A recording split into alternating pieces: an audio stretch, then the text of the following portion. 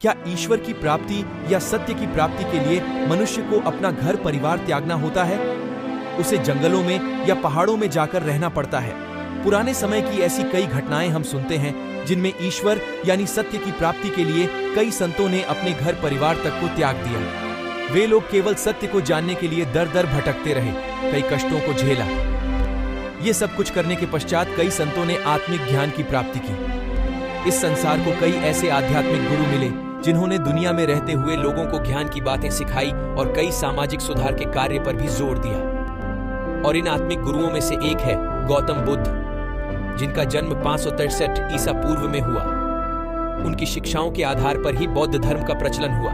गौतम बुद्ध का कहना था कि मनुष्य को अपने मन, वचन और कार्य से किसी भी जीव को दुख नहीं पहुंचाना चाहिए। बुद्ध की मुख्य शिक्षाएं मनुष्य के हृदय परिवर्तन और सत्य की खोज से ही संबंधित हैं। इसी प्रकार कबीरदास जी भी सत्य अर्थात ईश्वर की खोज की आध्यात्मिक यात्रा में ही रहते थे। उन्होंने कोई औपचारिक शिक्षा प्राप्त नहीं की थी। वह अपनी कविताओं के माध्यम से लोगों को बहुत कुछ सिखाते हैं।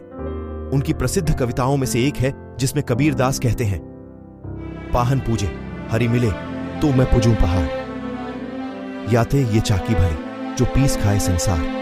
इस दोहे के माध्यम से कबीरदास जी ने मूर्ति पूजन का विरोध करते हुए कहा है कि अगर पत्थर के पूजने से भगवान की प्राप्ति होती है तो मैं पहाड़ की पूजा करूं। इससे तो चक्की ही भली है कि जिससे सारा संसार आटा पीसकर खाता है। तो आइए हम प्रभु यीशु मसीह के विषय में भी जान लें। पहले ईश्वर अर्थात सत्य की प्राप्ति के लिए लोग कठोर परिश्रम करते, लेकिन ईसा मसीह पर विश्वास करने के माध्यम से हमें ईश्वर की प्राप्ति हो जाती है।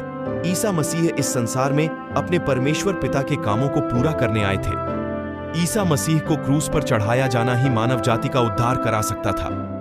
यदि उन्होंने खुद को बलिदान न किया होता तो आज हम में से कई लोग सत्य की खोज में दर दर भटक रहे होते।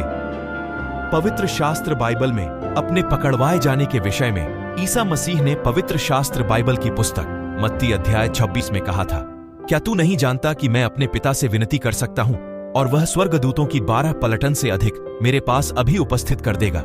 लेकिन उन्होंने इसलिए इस विषय में पिता परमेश्वर से नहीं मांगा क्योंकि वह लोगों से प्रेम करते हैं और उन्हें परमेश्वर के मार्गों पर चलना सिखाना चाहते हैं।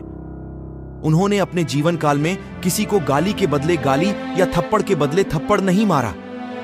मेरे अजीजों, आज दुनिया में यीशु मसीह पर विश्वास करने वालों के साथ कई तरह का दुर्व्यवहार किया जा रहा है, लेकिन वह लोग शांति के साथ चुपचाप सब कुछ सह रहे हैं क्योंकि वह लोग यीशु मसीह के वचनों के अनुसार चलते हैं। आज विश्व भर में मसीही विश्वासियों की संख्या पहले स्थान पर है। आज लोग बहुतायत के साथ यीशु मसीह पर ईमान ला रहे हैं। आज विश्व भर में सभी धर्म ग्रंथों में से पवित्र शास्त्र बाइबल ही एकमात्र ऐसे पुस्तक है जो लगभग 400 से भी अधिक भाषाओं में लिखा जा चुकी है, ताकि हर जाति और धर्म के लोग अपनी अपनी भाषाओं में आसानी से परमेश्वर का ज्ञान पा सके। इसलिए प्रियो, मैं आपसे प्रार्थना करता हूं कि आप हर व्यक्ति के लिए यीशु मसीह के सामने घुटने टेक कर प्रार्थना करें कि वह लोग जो संसार में बहुत से दुखों और समस्याओं को झेल रहे हैं, प्रभु यीशु मसीह के नाम में उनका उद्धार हो।